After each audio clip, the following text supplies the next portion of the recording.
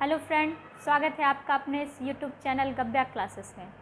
आज हम आप लोग को फिर से साइंस का कुछ टॉपिक लेके आए हैं 6 to 8। ठीक है, इस पे हम लोग थोड़ा सा डिस्कशन करेंगे, इसको समझते हैं।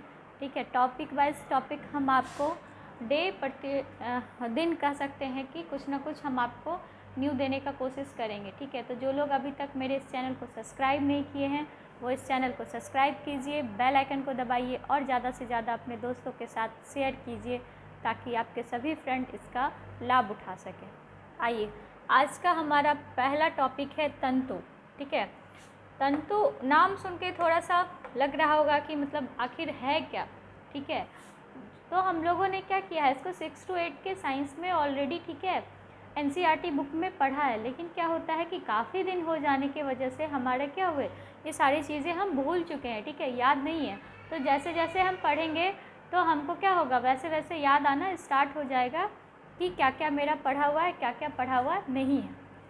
देखते हैं, वस्त्रों की पहचान सूती, ऊनी, रेशमी अथवा संश्लिष्ट कृत्रिम के रूप में की जाती है। ठीक है, तो इसमें सबसे पहला पॉइंट है कि वस्त्र की पहचान हम कैसे करते हैं। तो वस्त्र की पहचान हम क्या करते हैं, कपड़ा जो हम पहनते हैं देखते हैं सूती कपड़ा है, नायलॉन कपड़ा है, नेट की कपड़ा है, मतलब किस चीज़ों से वो बना हुआ है, तो उसके अकॉर्डिंग हम क्या करते हैं, वहाँ पे वस्त्र की पहचान करते हैं।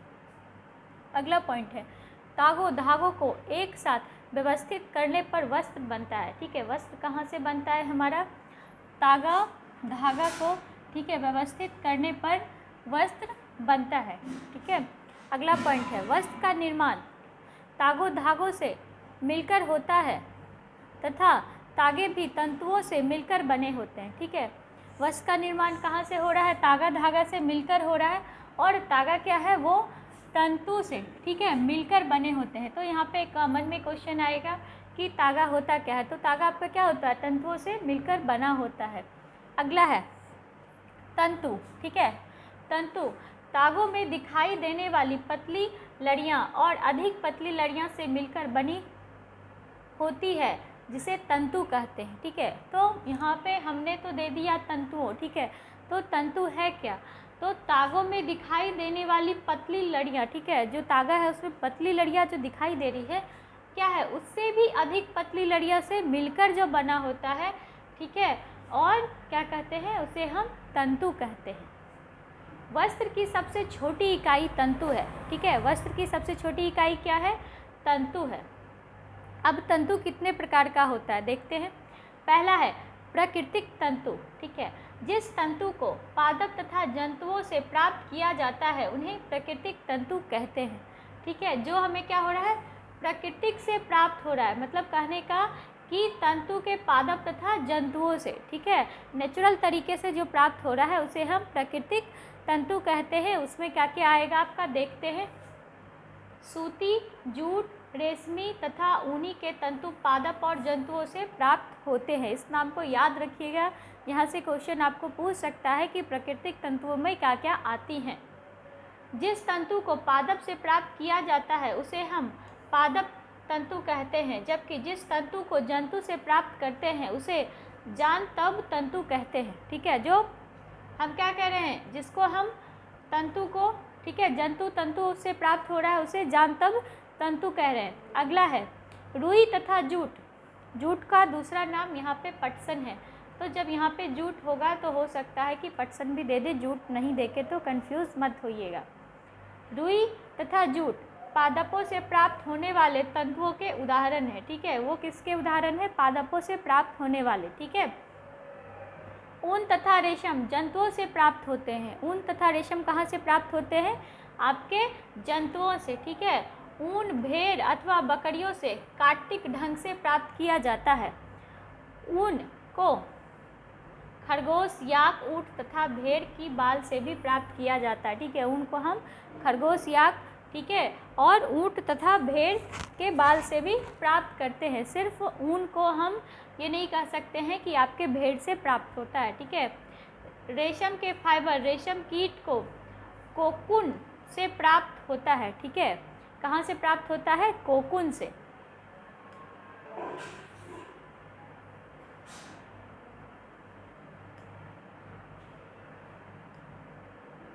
अगला देखिए, संश्लिष्ट तंतु, ठीक है। पिछले लगभग 100 वर्ष से ऐसे रासायनिक पदार्थ जिनका स्रोत पादप अथवा जंतु नहीं है से तंतु का निर्माण किया जा रहा है, इन्हें संश्लिष्ट तंतु कहते हैं। इन्हें क्या कहते हैं हम? संश्लिष्ट तंतु कहते हैं। जैसे प्लास्टिक, नायलॉन, एक्रिलिक, ठीक है, ये सारी चीज़ें आपका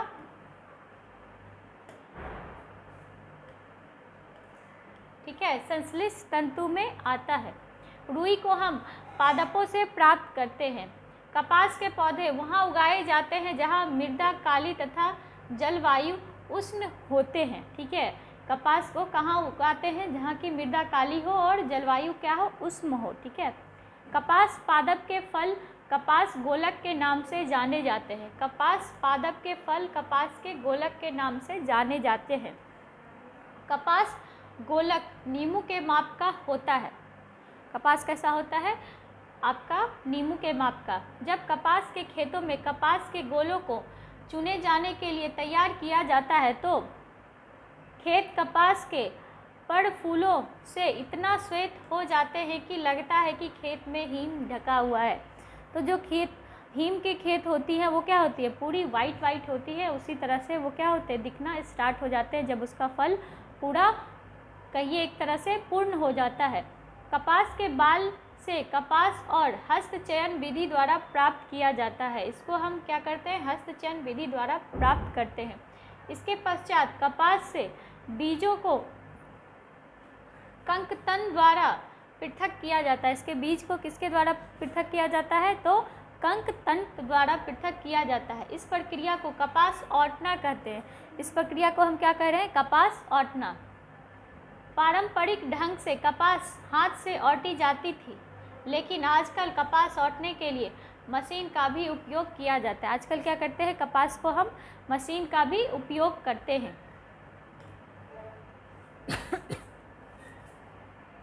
अगला देखिए, जूट पटसन। पटसन तंतु को पटसन तंतु को पटसन पादप के तने से प्राप्त किया जाता है। कहाँ से प्राप्त कर रहे हैं? पटसन पादप के तने से, ठीक है। भारत में पटसन की खेती वर्षा ऋतु में की जाती है, ठीक है। पटसन की खेती भारत में कब करते हैं हम? वर्षा ऋतु में करते हैं। भारत में पटसन को प्रमुख रूप से पश्चिम बंगाल, बिहार और असम, ये तीनों नाम याद रखिएगा, ठीक है। पूछता है ये कहाँ होते हैं? यहाँ उगाए जाते हैं।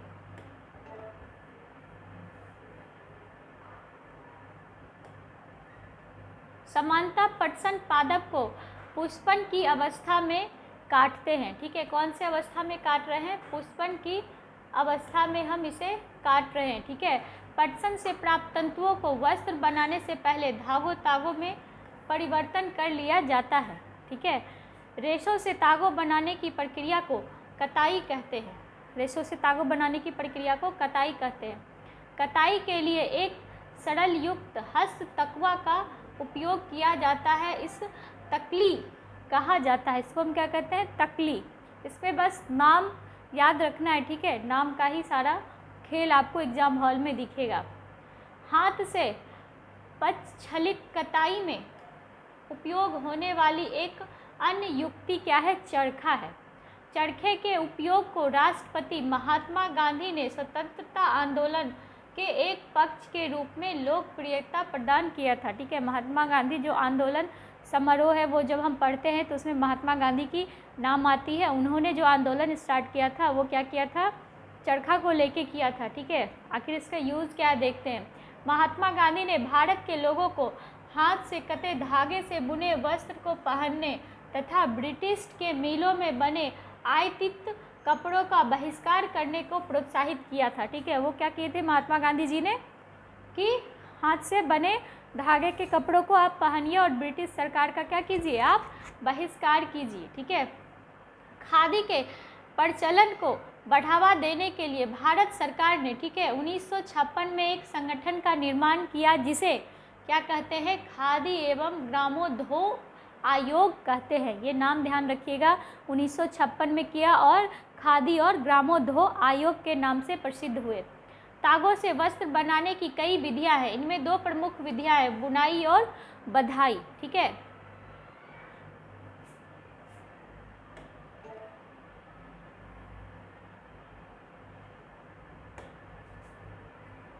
तागों से वस्त्र बनाने की विधियाँ मैंने बताई आपको, क्या क्या, बुनाई और बधाई। ठीक है, तागों के 2 सेट को आपस में व्यवस्थित करके वस्त्र बनाने की प्रक्रिया को बुनाई कहते हैं। ठीक है, बुनाई किसे कहते हैं? तागों के 2 सेट, ठीक है, उसको क्या करते हैं? आपस में व्यवस्थित करके। ठीक है, जबकि बधाई में तागों के 1 सेट ही को ही व्यवस्थित किया जाता है। ठीक है, और बधाई में क्या कर रहे हैं हम? 1 सेट को। ध्यान रखिएगा, जहाँ पे बुनाई है, बुनाई घर पे देखे होंगे ना, मम्मी लोग स्वेटर करती है तो 2 कांटे का यूज होता है, तो वहाँ से आप याद रख सकते हैं कि 2 तागों का यूज हो रहा है और बधाई में 1 का हो रहा है। ठीक है, वस्त्र की बुनाई करघड़ों पर की जाती है। करघड़ा या तो हस्त प्रचलित होता है अथवा विद्युत प्रचलित। ठीक है, आप लोग देखे होंगे नेशनल टीवी का जब सॉन्ग आता है तो वहाँ पे एक धागा का यूज़ करने का मतलब वस्त्र बनता है, एक वो सीन दिया जाता है कि बड़ा सा काट कर रहता है, उसमें इस तरह से पुश करने पे धागे सारे क्या होते हैं? साइड होते जाते हैं और वस्त्र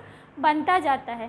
तो पहले क्या था? हस्त प्रचलन था। अब हाथ से उसको ना पुश करके वो इलेक्ट्रिक का ऑटोमेटिक हो गया कि लाइन पे वो क्या होता है? ऑटोमेटिक काम करता रहता है। मौजों को बुनाई द्वारा बनाया जाता है। ठीक है, बुनाई मशीन तथा हाथ से भी किया जाता है। अब देखे होंगे कि पहले मम्मी लोग, जब हम लोग छोटे थे तो स्वेटर क्या होता था? हाथ से तैयार होता था। अब रेडीमेड स्वेटर भी मिलना स्टार्ट हो गया। तो पहले क्या होती थी? बुनाई हाथ से होती थी, अब मशीन के द्वारा होने लगी। प्रारंभ में लोग वृक्षों की छाल, बड़ी बड़ी पत्तियाँ अथवा जंतुओं की चर्म तथा और समूल से अपने शरीर को ढकते थे। पहले क्या करते थे? कपड़ा पहले नहीं था, या तो पत्ते की खाल, जंतु की चमड़ा या जो भी चीज़ें उस टाइप की होती थी, ठीक है, उससे क्या करते थे? आदि मानव लोग अपना शरीर को ढकते थे। पूर्व में भारतवासी रुई से बने वस्त्र पहनते थे। सबसे पहले क्या करते थे? रुई से बना वस्त्र पहनते थे, जो गंगा नदी के निकटवासी क्षेत्र में उगाया जाता था। ठीक है, यहाँ से एक क्वेश्चन आपको आ जाएगा कि भारत में रुई कहाँ पे, ठीक है, उगाया जाता था? तो गंगा नदी के निकटवासी क्षेत्र में। फ्लैक्स भी एक पादप है जिसे प्राकृतिक तंतु से प्राप्त होता है। ठीक है, फ्लैक्स भी क्या है? आपका प्राकृतिक तंतु ही है।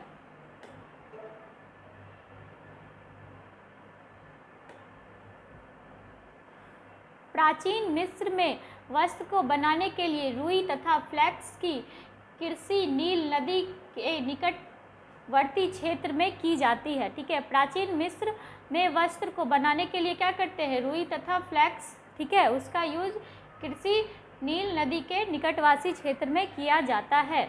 आज भी साड़ी, धोती, लुंगी तथा पगड़ी बिना सिले वस्त्र के रूप में उपयोग किया जाता है। ठीक है, धोती जो पापा लोग यूज़ करते हैं, साड़ी जो हम लोग पहनते हैं, वो सब क्या है? बिना सिलाई का यूज होता है। ठीक है, कपास, गोलक क्या हुआ आपका? ओटना। ठीक है, रेशे, कताई, धागे, बधाई और बुनाई वस्त्र। इस चीज़ को याद रखिएगा। हमारे ही तरह भेड़ की रोएदार त्वचा 2 प्रकार के होते हैं। ठीक है, हम लोग का भी त्वचा पे जो रोआ होता है वो क्या होता है? 2 प्रकार का होता है, एक मुलायम और एक कठोर। ठीक है, तो उसी तरह से उनके भी होते हैं। दाढ़ी के रूखे बाल और मुलायम बाल। जेंट्स लोग के क्या होते हैं? दाढ़ी कड़े कड़े होते हैं, और लेडीज़ लोग के हाथ में जो रुआ होता है वो क्या होता है? काफ़ी मुलायम होता है। तंतु रूपी मुलायम बाल कार्तिक ऊन बनाने के लिए रेशे प्रदान करते हैं।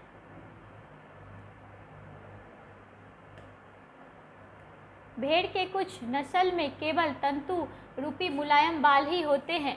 इनके जनक का विशेष रूप से ऐसी भेड़ को जन्म देने के लिए चयन किया जाता है जिसके शरीर पर सिर्फ क्या होते हैं? सिर्फ और सिर्फ मुलायम बाल होते हैं। ठीक है, तंतु रूपी मुलायम बाल जैसे विशेष गुण युक्त भेड़ उत्पन्न करने के लिए जनक के चयन की यह प्रक्रिया वर्णात्मक प्रजनन कहलाती है। ठीक है, याक की ऊन तिब्बत और लद्दाख में प्रचलित है। याक का ऊन कहाँ प्रचलित है? आपका तिब्बत और लद्दाख में। ठीक है, अंगोर ऊन को अंगोर नस्ल की बकरी से प्राप्त किया जाता है, जो जम्मू एवं कश्मीर के पहाड़ी क्षेत्र में पाया जाता है। ठीक है, कश्मीर बकरी की त्वचा के निकट मुलायम बाल होते हैं। इससे बेहतरीन शॉल बनाई जाती है जिसे पसीना शॉल कहते हैं। पसीना शॉल के बारे में एबीएस में पढ़ा होगा आप लोगों ने। ठीक है, ऊँट के शरीर के बाल का भी उपयोग ऊन के रूप में किया जाता है। किस रूप में किया जाता है? ऊन के रूप में।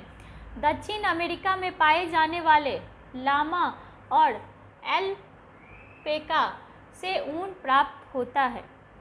भेड़ पालन और प्रजनन के लिए पहाड़ी क्षेत्र के अंतर्गत जम्मू और कश्मीर, हिमाचल प्रदेश, उत्तराखंड, अरुणाचल प्रदेश, सिक्किम आते हैं, जबकि मैदानी क्षेत्र के अंतर्गत हरियाणा, पंजाब, राजस्थान और गुजरात आते हैं। भेड़ क्या है? शाकाहारी होता है।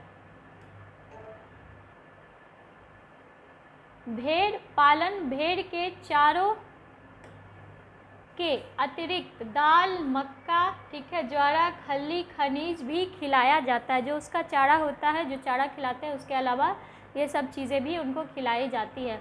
सर्दियों में भेड़ को घर के अंदर रख जाता है और उन्हें पत्तियां, अनाज और सूखा चारा खिलाया जाता है। जब पाली गई भेड़ के शरीर पर बाल की घनी वृद्धि हो जाती है तो ऊन प्राप्त करने के लिए उसके बालों को काट लिया जाता है। ठीक है, क्या करते हैं? उसके बालों को हम काट लेते हैं। अब यहाँ पे देखिए, नस्ल का नाम है, ऊन की गुणवत्ता है और किस राज्य में पाया जाता है, वो सारा चीज़ आपका कॉलम वाइज यहाँ पे दिखाया गया है। पहला, ठीक है, लोहड़ी, अच्छी गुणवत्ता की ऊन। सबसे अच्छी गुणवत्ता की ऊन क्या हो गई? आपकी लोहड़ी। कहाँ पाया जाता है? राजस्थान और पंजाब में। ठीक है। रामपुर, बुशायर, भूरी ऊन, उत्तर प्रदेश, हिमाचल प्रदेश। ठीक है। नली, गलीचे की ऊन, राजस्थान, हरियाणा, पंजाब में। ठीक है। बखरवाल ऊन, ऊनी शॉल, ठीक है, जम्मू कश्मीर में। मारवाड़ी, मोटी ऊन, रुक्ष ऊन, गुजरात में। ठीक है। पटसनवाड़ी, हौजरी के लिए गुजरात में। ये सारी चीज़ें आप याद रखिएगा। अब देखिए, रेशों के ऊन में परिवर्तित करने के प्रकरण। ठीक है। रेशा से ऊन में जो हम परिवर्तन करते हैं वो किस तरह से और क्या क्या विधि है उसको हम देखते हैं। पहला क्या है हमारा? कटाई। ठीक है। भेड़ के बाल को त्वचा की पतली परत के साथ शरीर से उतार लिया जाता है। यह प्रक्रिया ऊन की कटाई कहलाती है। सामान्यतः बालों को गर्मी के मौसम में काटा जाता है। भेड़ के शरीर पर से ऊन उतारने के दौरान कोई कष्ट नहीं होता क्योंकि इसके त्वचा की सबसे ऊपरी वाली परत अधिकांशतः मृत कोशिका से बनी होती है। ठीक है। भेड़ का जो बाल उतारा जाता है उनकी एक पतली चमड़ी के साथ उसको उतारा जाता है, तो भेड़ को कष्ट मतलब तकलीफ नहीं होता है। क्यों? क्योंकि वो मृद शरीर है। मृद कहने का मतलब जो हमारा नेल बढ़ता है उसकी कटिंग करते हैं तो क्या हमें दर्द होता है? नहीं ना। हेयर को जो हम लोग कटिंग करते हैं क्या दर्द होता है? नहीं। तो ये क्या है? ये हमारा मृद है। ठीक है। त्वचा सहित उतारे गए बाल को टंकियों में डालकर अच्छी तरह से धोया जाता है जिससे उसकी चिकनाई, धूल और गर्द निकल जाती है। यह प्रक्रमण अभिमार्जन कहलाता है। ठीक है। जो हम उसके त्वचा सहित जो बाल लेते हैं उसको क्या करते हैं? टंकियों में डाल देते हैं और अच्छे से धुलाई करते हैं ताकि उसके ऊन पे जो भी गंदगियाँ वगैरह वो सब चीज़ हट जाए। उस चीज़ को हम क्या कहते हैं? अभिमार्जन। अभिमार्जन के बाद छटाई की जाती है। रोमिल अथवा रोएदार बाल को कारखानों में भेज दिया जाता है जहां विभिन्न गठन वाले बाल को छाटा पृथक किया जाता है। क्या करते हैं? इवन अलग अलग बाल, अलग अलग प्रक्रिया को हम लोग छाट के वहाँ पे क्या करते हैं? अलग करते हैं। अब बालों को सुखाया जाता है लेकिन इससे पहले बालों में से छोटे छोटे कोमल व फूले हुए रेशे को छांट लिया जाता है जो बड़ कहलाता है। यह वही बड़ है जो कभी कभी आपके स्वेटर पर एकत्रित हो जाते हैं। ये क्या होते हैं? कभी कभी आपके स्वेटर पे देखे होंगे गोलो गोलो जैसा एकत्रित हो जाता है, वही है। रेशों को विभिन्न रंग से रंगाई की जाती है क्योंकि भेड़ अथवा बकरी की सामान्य ऊन काली और भूरी अथवा सफ़ेद होती है। 3 रंग की ही पाई जाती है, काली, भूरी और सफ़ेद। इसको क्या करते हैं? हम कलर करके अलग अलग कलर में तैयार करते हैं। अंतिम चरण को रीलिंग कहते हैं। लंबे रेशों को कटा कर स्वेटर की ऊन के रूप में और अपेक्षाकृत छोटे रेशों को काटकर ऊनी वस्त्र बनाने की उपयोग किया जाता है। ठीक है, रेशम के रेशों भी जानतव्य होते हैं। ये क्या होते हैं? ये भी आपके जानतव्य होते हैं। अब देखते हैं अगला क्या है। अगला आपका है रेशम कीट का जीवन चक्र। ठीक है, रेशम कीट का क्या है? जीवन चक्र क्या है, देखते हैं। मादा रेशम कीट अंडे देती है जिससे लार्वा निकलता है जो कैटरपिलर पिलर झिल्ली या रेशम कीट कहलाता है। ये क्या कहलाता है? हमारा रेशम कीट कहलाता है। जब कैटरपिलर अपने जीवन चक्र के अगली अवस्था में प्रवेश करने के लिए तैयार हो जाते हैं तो यह प्यूपा कहलाता है। ये क्या आपका कहलाता है? प्यूपा। ठीक है, प्यूपा अपने इर्द गिर्द एक जाल बुन लेते हैं जो जाल प्यूपा को अपने स्थान में बने रहने में सहायता करता है तथा यह अंग्रेजी संख्या 8 के रूप में अपने सिर को एक सिरे से दूसरे सिरे तक ले जाता है। जो हम 8 लिखते हैं वो इस तरह से होता है, तो ये इसी तरह से आपका क्या करता है? काम करता है। संख्या 8 बनते समय कैटरपिलर तार के रूप में प्रोटीन से बना एक पदार्थ स्रावित करता है जो कठोर सूख कर होकर रेशम का रेश बन जाता है। जो लिक्विड होता है वो क्या होता है? सूख कर कड़ा हो जाता है, उसी से आपका क्या होता है? रेशम बनता है। जब कैटरपिलर स्वयं को पूरी तरह से रेशम से ढक लेता है तो प्यूपा बनता है। जब पूरी तरह से वो ढक लेते हैं तो क्या बनता है? प्यूपा। तथा इस आवरण को कोकून कहते हैं, और इस आवरण को हम क्या कहते हैं? कोकून। ठीक है, एवं कीट का विकास आगे कोकून के अंदर में ही होता है। और कीट का विकास कहाँ होता है? कोकून के अंदर में। ठीक है, रेशम का मृद रेशा स्टील के तार जितना मजबूत होता है, वो जो रेशा होता है, जो हमारा स्टील का तार है, उतना मजबूत वो होता है। ठीक है, रेशम का धागा रेशम कीट के कोकून से प्राप्त रेशों से प्राप्त किया जाता है। रेशम कीट विभिन्न प्रकार के होते हैं जो एक दूसरे से काफ़ी अलग दिखाई देते हैं। उनसे प्राप्त होने वाले रेशम का धागा चिकनाहट, गठन, चमक आदि से भिन्न होता है। ठीक है, ये सब क्या होता है? उन सबों से अलग होता है। रेशम के प्रकार, ठीक है, टसर रेशम, मूंगा रेशम, कोशा रेशम, एरी रेशम, शहतूत रेशम। ठीक है, ये सब क्या है? आपके रेशम के प्रकार हैं।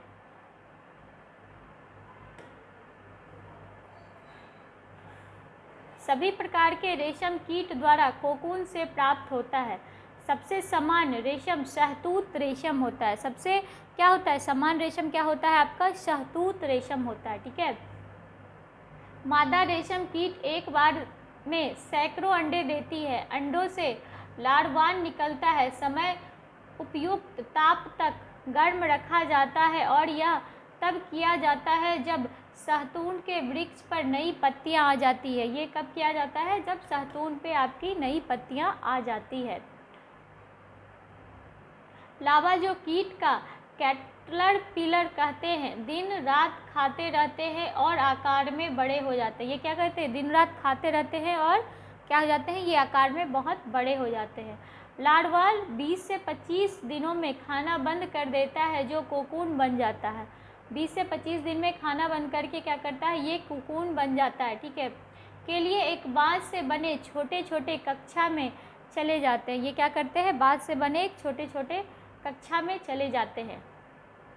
कैटरपिलर अथवा रेशम कीट कोकून बनाते हैं जिसके भीतर प्यूपा विकसित होता है। ठीक है, इसके अंदर क्या विकसित हो रहा है? हमारा प्यूपा विकसित हो रहा है। ठीक है, वयस्क कीट में विकसित होने से पहले ही कोकून को धूप में रखा जाता है। ठीक है, वयस्क होने से पहले इसको क्या करते हैं? धूप में रखा जाता है, अथवा पानी में उबाला जाता है या भाप में रखा जाता है। या तो पानी में उसको उबाल देते हैं या भाप दे के रखा जाता है। इस प्रक्रमण में रेशम के फाइबर अलग हो जाते हैं। यहाँ से क्या होते हैं? रेशम के फाइबर आपके अलग अलग हो जाते हैं। रेशम के रूप में उपयोग के लिए कोकून में से रेशे निकालने के पश्चात उनसे धागे बनाई की प्रक्रिया रेशम की रीलिंग कहती है। पुनः इसके बाद रेशम के फाइबर की कताई की जाती है जिसे रेशम के धागे प्राप्त होते हैं। यहाँ से क्या होता है आपका रेशम का धागा प्राप्त होता है। अगला है पॉइंट आपका संश्लेषित रेशे। ठीक है, रेशे संश्लेषित रेशे मनुष्य द्वारा बनाए जाते हैं। ये क्या किए जाते हैं? मनुष्य द्वारा बनाए जाते हैं, इसलिए इसे संश्लेषित अथवा मानव निर्मित रेशा कहा जाता है। संश्लेषित रेशा का दूसरा नाम आपका क्या है? मानव निर्मित रेशा।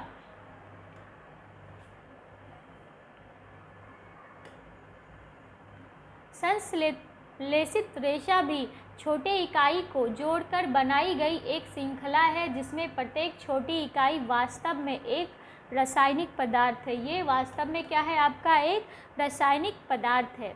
अनेक छोटी इकाई मिलकर एक बड़ी इकाई बनते हैं जो बहुलक कहते हैं। ठीक है, इसको क्या कह रहे हैं हम? बहुलक कह रहे हैं।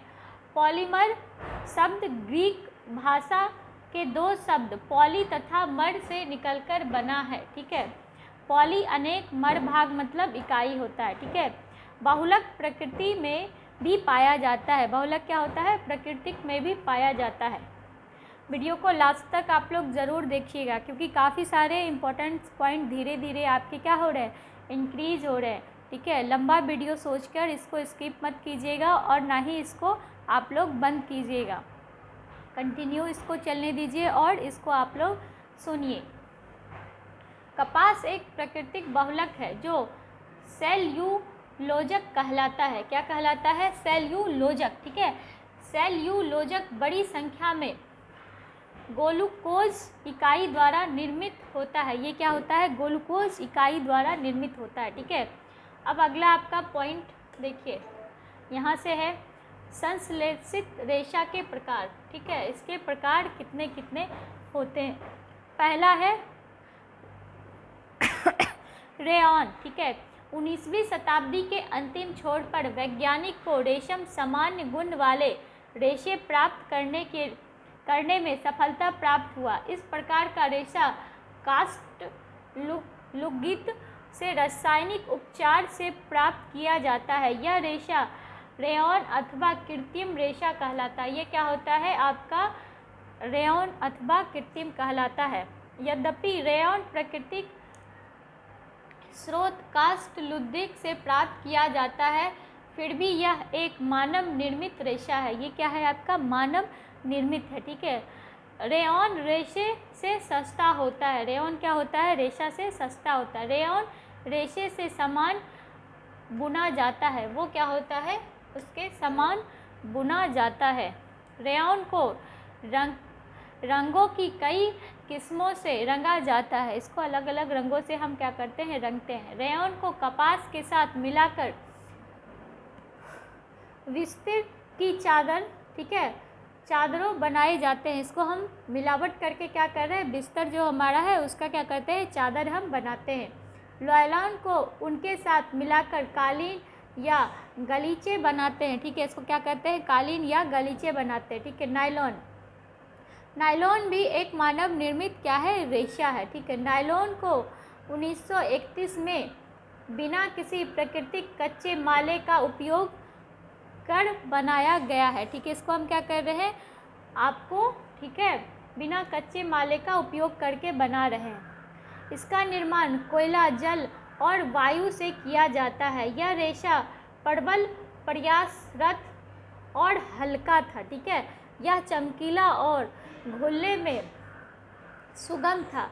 यह इतना प्रबल होता है कि हम इससे पैराशूट और चट्टानों पर चढ़ने हेतु रस्से बनाते हैं। ठीक है, इससे हम क्या करते हैं? पैराशूट बनाते हैं या पर्वत पे जो चढ़ने वाले होते हैं उसके रेशे बनाते हैं। ठीक है, उपयोग इसका क्या क्या है देखिए, जुराबों, रस्से, तंबू, दांत साफ करने के ब्रश, कारों के सीट के पट्टे, ठीक है, स्लीपिंग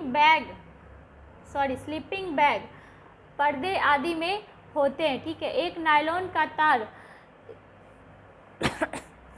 इस्पात के तार से अधिक प्रबल होता है। क्या होता है? वो इस्पात के तार से अधिक प्रबल होता है। ठीक है, रेशम उद्योग चीन से आरंभ हुआ और सैकड़ों वर्ष तक इसे पहरेदारी में गुप्त रखा गया था। ठीक है, बाद में यात्रियों और व्यापारियों ने रेशों को अन्य देश में प्रचलित किया, जिसे मार्ग से उन्हें यात्रा की थी उसे आज भी, ठीक है, सिल्कूट कहते हैं।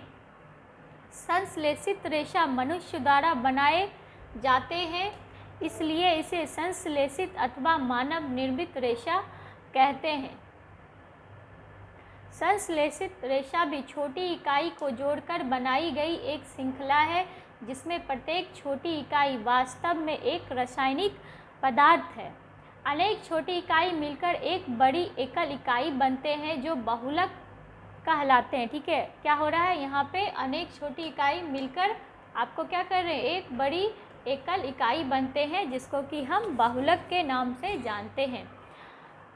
पॉलीमर शब्द ग्रीक भाषा के दो शब्द पॉली और मर से मिलकर बना है, जिसे पॉली अथवा अनेक तथा मर अर्थ भाग अथवा इकाई है। ठीक है, एक पॉलीमर या बहुलक बहुत सी इकाई को दोहराने से बनाते हैं।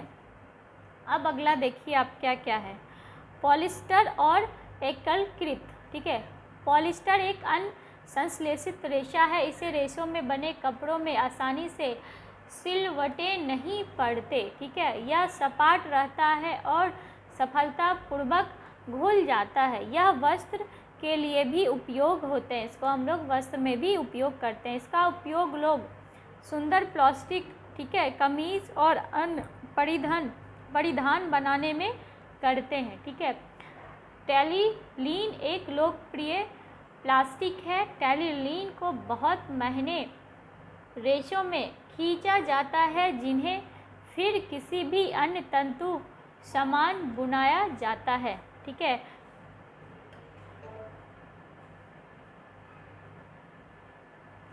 पेट पॉलीथीन, ठीक है, टरथेलेट एक बहुत सुप्रचलित प्रकार का प्लास्टिक है। ठीक है, इसका उपयोग बोतल, बर्तन, फिल्म, तार और अन्य बहुत सी उपयोगी उत्पाद के निर्माण हेतु किया जाता है। ठीक है, पॉलिस्टर वास्तव में एक रसायन है जो एस्टर कहलाता है कि इकाई की पुनरावृत्ति से बने हैं। एस्टर वे रसायन है जो फलों को उनकी गंध प्रदान करते हैं। इससे निर्मित कपड़े पॉलीकोट, पॉलीवूल, टेलीकोट आदि नामों से बेचा जाता है। ये सब इनके क्या है, नाम है। पॉलीकोट पॉलीएस्टर और कपास का मिश्रण है। पॉलीवूल पॉलीएस्टर और ऊन का मिश्रण है। हम सर्दियों में स्वेटर पहनते हैं तथा शॉल, कंबल का उपयोग करते हैं। इनमें से बहुत से वास्तव में प्राकृतिक ऊन से निर्मित नहीं होते, यद्यपि वे ऊन के सदृश दिखाई देते हैं। ये अन्य प्रकार के संश्लेषित रेशे से तैयार किए जाते हैं जो एकत्रित कहलाता है। ठीक है, नोट में देखिए, कॉटन कपड़ा को जलने पर कागज़ जलने जैसा गंध देता है। ठीक है, ऊनी कपड़ा को जलने पर बाल जैसे गंध देते हैं। रेशम कपड़ा को जलने पर मांस जैसे गंध देते हैं। संश्लेषित रेशा को जलने पर पॉलीथीन जलने जैसा गंध देता है। ठीक है, ये सारी चीज़ें पॉइंट को आप याद रखिएगा। ठीक है, प्लास्टिक स्रोत से बनी ऊन काफ़ी महंगी होती है, जबकि एकत्रित से बनी वस्तु अपेक्षाकृत सस्ती होती है। एलांकिक से बनी वस्तु विभिन्न रंगों से उपलब्ध होती है। संश्लेषित रेशा अधिक टिकाऊ और पहुंच के भीतर होते हैं, जिसके कारण प्राकृतिक रेशा की अपेक्षा अधिक लोकप्रिय माना जाता है। संश्लेषित रेशा को गर्म करने पर पिघल जाता है, जो कि संश्लेषित रेशा एक हानिकारक गुण है। प्रयोगशाला अथवा रसोई घर के कार्यरत व्यक्ति को संश्लेषित रेशा से बने वस्त्र नहीं पहनना चाहिए। ठीक है,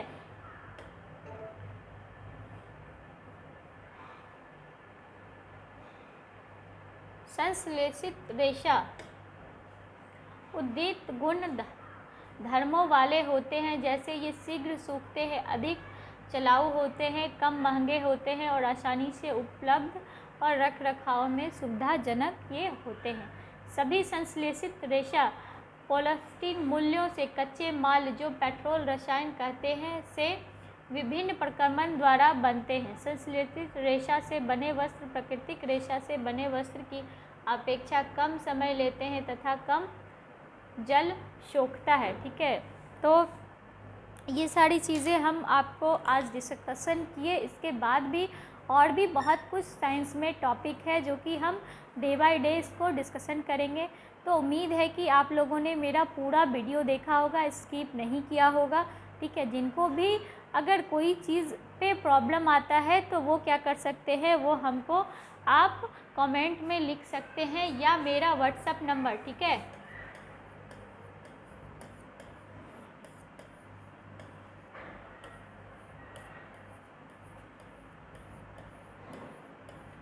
इस पर मैसेज करके या कॉल करके भी आप हमसे क्या कर सकते हैं, बात कर सकते हैं और पूछ सकते हैं। या जिनको ठीक है साइंस का पीडीएफ चाहिए या नोट चाहिए वो ठीक है इस पर आप एसएमएस कर दीजिएगा, आपको बाद बाकी सारी चीज़ें वहाँ पे बता दिया जाएगा कि किस तरह से आपको नोट्स उपलब्ध कराया जाएगा। ठीक है, तो जो लोग अभी तक मेरे इस चैनल को सब्सक्राइब नहीं किए हैं वो इस चैनल को सब्सक्राइब कीजिए, बेल आइकन को दबाइए और ज़्यादा से ज़्यादा अपने दोस्तों के साथ शेयर कीजिए ताकि आपके फ्रेंड भी क्या हो इसके लाभ उठाएं, क्योंकि अब सीटेट का एग्ज़ाम आने में काफ़ी कम समय है। ठीक है, तो इसको आप लोग पूरा देखिए। धन्यवाद।